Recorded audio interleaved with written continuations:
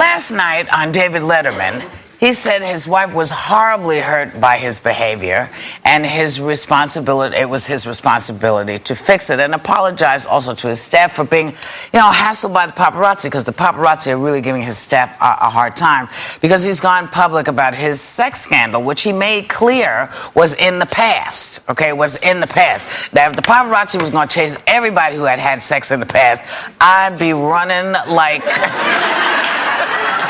Flo-Jo. I would be Flo-Jo. I would totally be Flo-Jo. But now, is he doing the right thing talking about this on there? It's not like I think it was his choice. I kind of think somebody said we're going to... Why not pay the $2 million and just shut up? Right? It would never have been over if he had paid this money. How do you know? Come on, stuff like that happens all the time. People get paid off. Maybe. $400. Girl, did you just buy the San Francisco Bridge, Lisa? No, but you know what I love? I'm sorry. No, go ahead. I just have to say the thing that I love that David did was he apologized to his wife. Even though they weren't married at the time, they were dating at the time, and the fact that he made for 20-something years. 20-something years, and before that he was Meryl Marco for a great deal of time, but that he acknowledged that he had done something wrong by publicly. her. But why not apologize to her privately? I'm sure pay the guy off. Do you think he didn't say, "Damn, why isn't my key working?" Baby, I'm sorry. Well, he did it. He does. I'm sure he did privately. It with a great deal of humor, which is, he apologized to her with humor, which is good because she'll be laughing all the way to the bank. Yeah.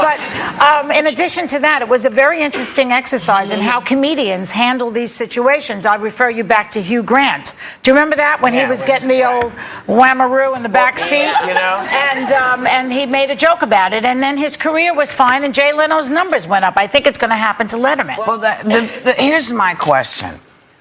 The person who decides to blackmail someone and say, I'm going to drag not just you, because you're the one with the dough. I'm not going to just drag you through the mud. I'm going to drag your wife, your kids, your family. Who wakes up and says, yeah, I think I'm going to ruin somebody's life today? According to what we've read, he needed a lot of money. He was in debt. Why couldn't he go on the corner like every other desperate person? What's weird about it is, this is supposedly, from one point, he's a producer. He's a very smart guy. He produces 48 Hours, I believe, and et cetera. What made him think that he could cash a check for $2 million? That's the part that's confusing. And what the lawyer will use that, I think, in the case. Because it looks almost like he was kidding. But I think he was so much in that place. He made $200,000, which after taxes, 48%. He's in that 48% tax bracket. I know.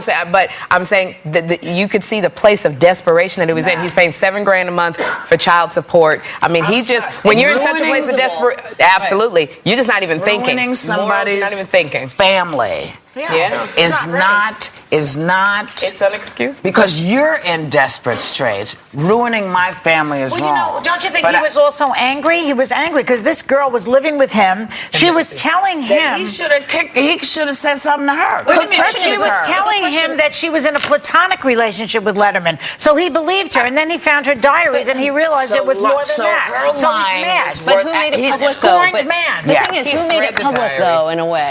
Scorn is what happens. Who made it public? Because he could have figured out a way to settle, David should have maybe settled for $500,000. No, you don't know. Because that means that every time somebody threatens you with something, you got to come up with some money.